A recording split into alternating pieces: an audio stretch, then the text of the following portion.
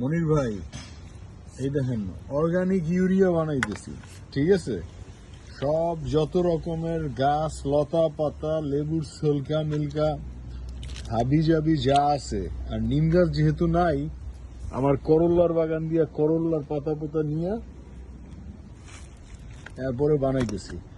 এবং এটা কোনো কেমিক্যাল না, আমার এই গাছের জন্য অর্গানিক ইউরিয়া। এটা 20 দিন রাখলেই 18 থেকে 20 দিনের ভিতরে এটা একটা ফার্মেন্টেশনের পর্যায়ে চলে আসবে। এরপর পানিটা আমি 200 millilitre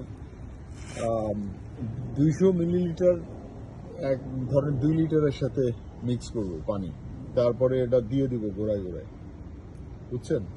it's a very good way of doing this. এবং এটা কাভার আছে, কাভারটা দিয়ে রাখি, জি হালকা একটু জানি বাতাস বোধার বাইরে যেতে পারে। That's it.